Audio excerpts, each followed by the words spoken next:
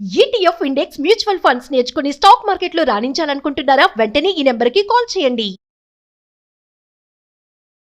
నమస్తే, welcome to Suman TV. నేను విష్ణు. ప్రస్తుతంతో పాటు సీనియర్ ఫినాన్స్ ప్రొఫెషనల్ గిరిబాబు గారు ఉన్నారు. వారితో మాట్లాడదాం.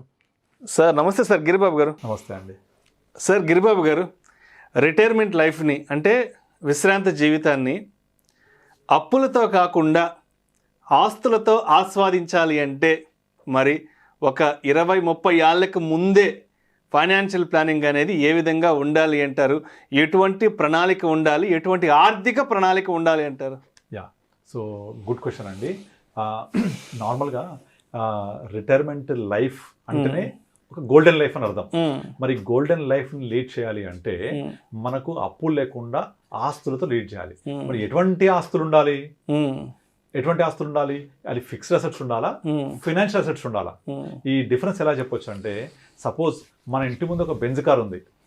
ఆ బెంజ్ కార్ ఉంటే ఆ బెంజ్ కార్లో ఏం పోయాలి? పెట్రోల్ పోయాలి.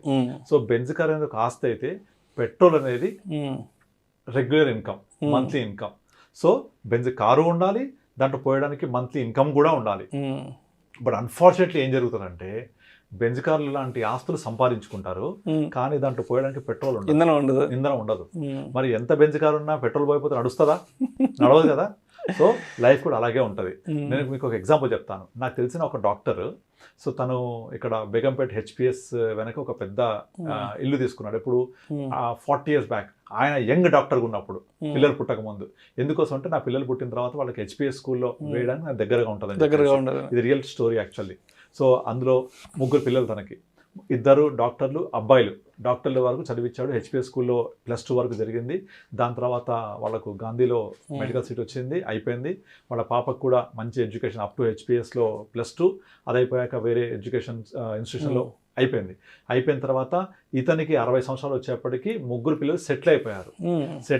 3 2 ఒకడు కెనడా, ఒకడు అమెరికా. అమ్మాయి ఏమో బెంగళూరులో సెటిల్ అయిపోయింది పెళ్లి చేసుకొని. సో 60 సంవత్సరాల తర్వాత ఈయన రిటైర్ అయిపోయాడు.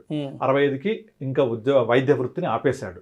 కానీ ఈ 60 సంవత్సరాల లోపల ఏం చేశాడు? సంపాదించిన డబ్బులన్నీ కూడా హైదరాబాద్ చుట్టుపక్కల ఉండే ల్యాండ్స్లలో కానీ, ల్యాండ్స్లో కొంచెం పెట్టాడు, వేరే వేరే చోట్ల ఫ్లాట్స్ తీసుకున్నాడు, ప్లాట్స్ కొన్నాడు. ఇవా విపరీతంగా రియల్ ఎస్టేట్లో ఓవర్ ఎక్స్పోజర్ అని చెప్పొచ్చు. ల్యాండ్ బ్యాంక్ బాగా చేసుకుని 60 సంవత్సరాలు వచ్చేప్పటికి దగ్గర 70 వచ్చేప్పటికి వైఫ్కి ఆరోగ్యం కొంచెం క్షీణించింది. దాంతో ఒక ప్లాట్ అమ్మేసి వైద్యం చేయించారు. ఆమెకు క్యాన్సర్ అటాక్ అయింది, వైద్యం చేయించారు, అదైపోయింది. ఇక నాకు 70 సంవత్సరాలు వచ్చేప్పటికి ఈ ప్లాట్స్ అన్ని నేను చూసుకునే పరిస్థితి లేదు, వీటిని మొత్తం ఒక స్ట్రీమ్ లైన్ చేయాలి అనేసి ఒక ప్లాన్ చేసినప్పుడు ఏమైందంటే, ఇవన్నీ కూడా నేను సొంతగా చేయలేను కాబట్టి నా పిల్లలకి ఇచ్చేస్తాను అనుకుని పిల్లలకు మొత్తం వాళ్ళ పేరు రాశాడు. రాసిన మరుక్షణం వాళ్ళు ఇండియాకి వచ్చి వాళ్ళ పేరు రాసుకున్నారు. ఇమీడియట్లీ నెక్స్ట్ మంత్ లోపల అయిన కాడికి వచ్చిన రేటుకి అమ్మేశారు పిల్లలంతా.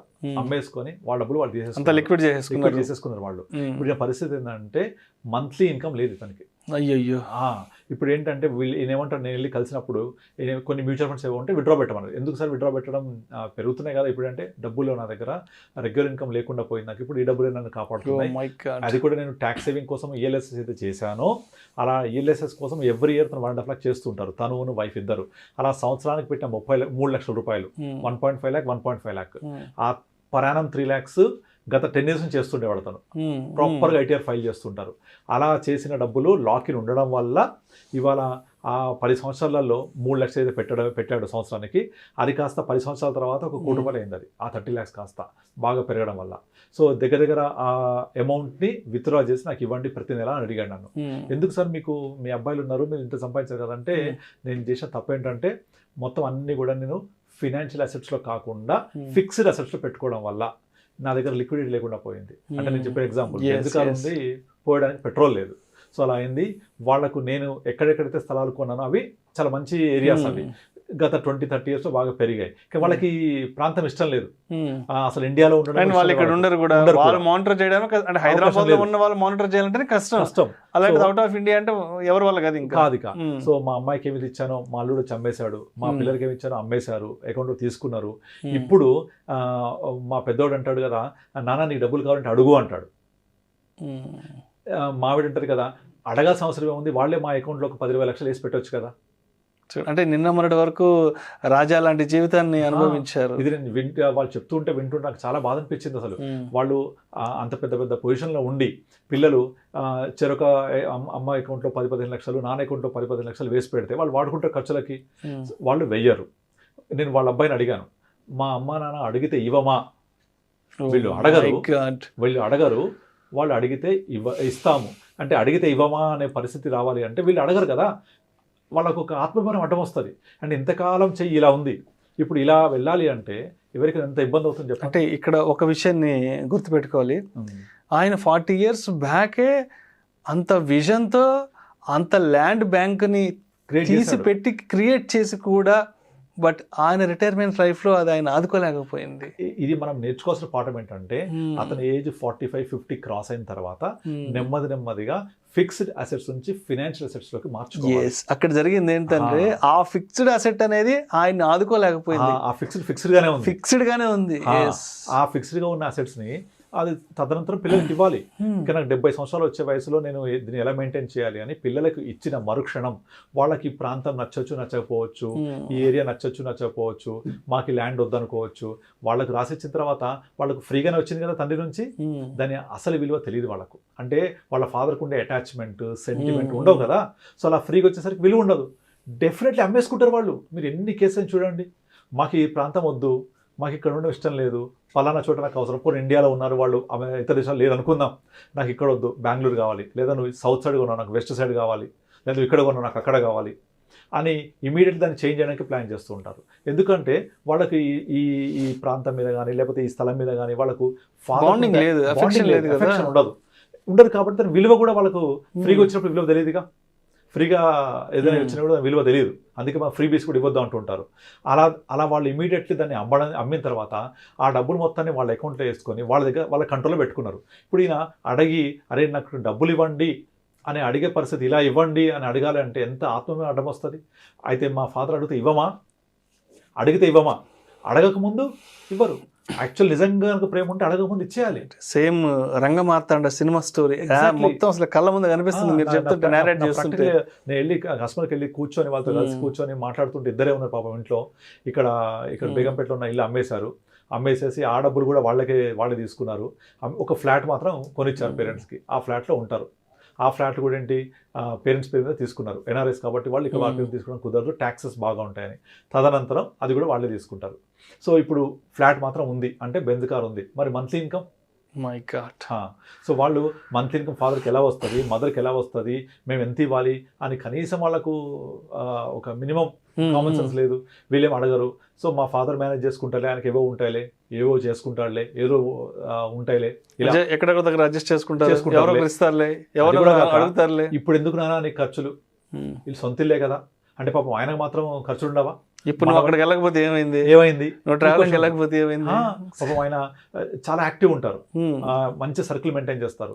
సో ఎటైనా వెళ్ళాలి చేయాలి అంటే ప్రధానికి డబ్బులు కావాలి, ప్రధానికి ఫోన్ కొట్టాలి, ఎంత ఇబ్బందిగా ఉంటుంది.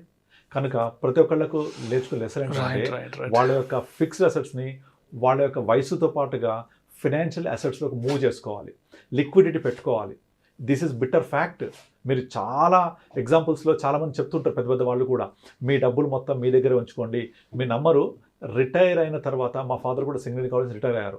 రిటైర్ అయిన తర్వాత ఆ రోజు చేసే లాస్ట్ ఫెలిసిటేషన్ డే నాడు ఆ ఉండే హైయర్ ఆఫీసర్ ఫస్ట్ చెప్పే పాయింట్ ఏంటంటే మీ డబ్బుల్ని పిల్లలకి ఇవ్వద్దు, మీ కంట్రోల్లో పెట్టుకోండి, ఇవ్వండి, మీ తదనంతరం ఇవ్వండి, మీ కంట్రోల్లో పెట్టుకోండి, మీ రిమోట్ మీ దగ్గరే ఉండాలి. మీ రిమోట్ వాళ్ళ చేతిలోకి వెళ్తే వాళ్ళు చూపించిన సినిమా మీరు చూడాల్సి వస్తుంది. చాలా మంచి మాట చెప్పారు అక్కడ. సో రిమోట్ మీ దగ్గర ఉంటే మీరు చూపించే సినిమా వాళ్ళు చూస్తారు, రిమోట్ అక్కడికి వెళ్తే వాళ్ళు ఏం పెడితే అది చూడాలి, మీరు చాయిస్ ఉండదు మీకు. ఇది ఫ్యాక్ట్ జరిగేదే చాలా చోట్లలో. ఇంకొక అడుగు ముందుకేసి రీసెంట్గా ఒక వీడియో కూడా చూశాను, ఒక చిన్న కొడుకు తల్లిదండ్రులను కొడుతున్నాడు రాజమండ్రిలో ఎక్కడో, వైరల్ కూడా అయింది, ఈనాటి వల్ల వచ్చింది. నువ్వు నాకు పెద్దోడికి ఇచ్చావు నాకు ఇవ్వలేదేంటి, పక్కల్లో అడుగుతున్నాడు అనమాట. అదో మా అన్న తెలుసా ఎలా ఉంటాడో, మా అన్నకి ఎందుకు ఇచ్చారో తెలుసా, నాకు ఇవ్వలేదు, ఎందుకు ఇవ్వాలి? జన్మనిచ్చింది తల్లిదండ్రులు, చాలదా? నీ దమ్ము ఉంటే సత్తా ఉంటే సంపాదించు, వాళ్ళ ఆస్తులు మీకెందుకు? పోనీ వీళ్ళేమో అడగలేరు, ఆత్మీయ అడ్డం వస్తుంది, వాళ్ళేమో అడిగితే ఇవ్వమా అని ఒక టైపు. సో వీళ్ళకేమో అవసరాలు ఉంటాయి, చెప్పలేరు అన్నీ కూడా. చిన్నప్పటి నుంచి అన్నీ వాళ్ళ యొక్క అవసరాలని తల్లిదండ్రులు చూస్తారు. డెఫినెట్లీ ఆ అవసరాలు పిల్లలు అర్థం చేసుకొని వాళ్ళ అవసరం తీర్చేలాగా ఉండాలి. సుప్రీంకోర్టు కూడా చెప్తోంది కదా, చట్టమే చేశారు మనకు ఇండియాలో, పేరెంట్స్ని చూడాలి తప్పకుండా అని చెప్పేసి. అంటే చట్టం చేసి పేరెంట్స్ని చూడాలి అని చెప్పే అవసరం ఉంటుందా? అవసరం ఉండకూడదు. That's every responsibility of every sun. So కానీ ఇక్కడ పరిస్థితులు వేరుగా ఉంటాయి. సో ఎట్టి పరిస్థితుల్లో నేను అందరికీ చెప్పేది ఏంటంటే, మీ వయసు పెరిగినా కొద్దీ మీ యొక్క ఫిక్స్డ్ అసెట్స్ని ఫైనాన్షియల్ అసెట్స్లో మార్చుకొని మీరు రిటైర్ అయ్యేంత వరకు అక్కడ స్థలంగా ఉన్నా, ఇక్కడ స్థలంగా ఉన్నా, ఇక్కడ ఇల్లు ఉంది, నాకు అది ఉంది అంటే ఉంటాయి. కానీ వాటి నుంచి ఎంత ఆదాయం వస్తుంది అనేది మనం లెక్కలేసుకోవాలి. నేను రిటైర్ అయిన తర్వాత నాకు కావాల్సిన ఆదాయం వస్తుందా లేదా, ఇదంతా 50 సంవత్సరాల నుంచే మనం ప్రణాళిక చేసుకుంటూ వెళ్తే బై ద టైమ్ ఆఫ్ 60 మనం రిటైర్మెంట్ ఏజ్ 60 అనుకుంటే ఈ ప్లాన్. కానీ ఈ రోజుల్లో 60 దాకా కూడా లేరు. ప్రైవేట్ కంపెనీస్లో 55 years maximum. Life insurance companies లేకపోతే వేరే కంపెనీస్ 55 మ్యాక్సిమం. సాఫ్ట్వేర్ కంపెనీస్లో 50 మ్యాక్సిమం. ఇంకా 50 years తర్వాత పరిస్థితి ఏంటి? 50 తర్వాత ఇప్పుడున్న ఇంప్రూవ్డ్ స్టాండర్డ్ హెల్త్ కండిషన్స్లో డాక్టర్స్ మనం చావనివ్వరు, మెడికల్ కండిషన్స్ పెరిగాయి. సో కనుక మనం ఒక 30 years కనుక లైఫ్ స్పాన్ ఉంది అనుకుంటే 50 తర్వాత ఇంకొక 30 years మనము లైఫ్ ఉంది అంటే it's a very beautiful period అది, ఆ 30 years అనేది. ఆ 30 years పాటు మనకు ఫైనాన్షియల్ ఫండింగ్ కావాలి. మనకు ఇది అర్థం చేసుకోవాలి మనం. ఈ ఫండింగ్ అనేది ఇప్పుడున్న మారుతున్న పరిణామాలలో, మారుతున్న కాలాల్లో, మారుతున్న ఎక్స్పెండిచర్ లెవెల్స్లో definitely without planning from beginning of the career possible అవ్వదు అది. ఇక 50 తర్వాత కూడా ఇంకా నేను కొడుకు మీద డిపెండ్ అవ్వాలి, నాకు ఎవరో డబ్బులు ఇవ్వాలి అనే స్థితికి ఉండకూడదు. సో ఆస్తులు ఎప్పుడు కూడా బెంజ్ కార్ లాంటివే. వాటిలో పెట్రోల్ పోయాలంటే పెట్రోల్ కావాల్సిందే. ఆ పెట్రోల్ అనేది ఒక మంత్లీ ఇన్కమ్ లాంటిది. అది ఎప్పుడు కూడా మనము ముందు నుంచే ప్రిపేర్ చేసుకొని ఒక బంక్ ఉండాలి ఇంటి దగ్గర పెట్రోల్ పోయడానికి, అలా ప్లాన్ చేసుకోవాలి. Right. Yeah, great. Thank you so much Giribabu garu. Thank you అండి. చాలా మంచి టాపిక్ గురించి మీ అనుభవాన్ని మొత్తం క్రోడీకరించి రిటైర్మెంట్ లైఫ్ అనేది ఎలా ఉండాలి, రిటైర్మెంట్ తర్వాత రాజా లాంటి దర్జాగా బ్రతకాలి అంటే మరి ఉద్యోగం చేస్తున్నప్పుడే, మంచి సంపాదన చేతిలో ఉన్నప్పుడే మరి ఎటువంటి ప్రణాళికతో ముందుకెళ్ళాలనే దాని గురించి మంచి ఎగ్జాంపుల్స్, అంటే ఆల్రెడీ జరిగిన, అంటే మీ క్లయింట్స్ ద్వారా మీరు విన్నటువంటి ఆ ఎగ్జాంపుల్స్ని కూడా ఈ వీడియోలో తీసుకున్నారు. Thank you so much Giribabu garu. Thank you అండి. సుమన్ టీవీలో మీ పర్సనల్ అండ్ బిజినెస్ ప్రమోషన్స్ కోసం కింది నెంబర్కి కాంటాక్ట్ చేయండి.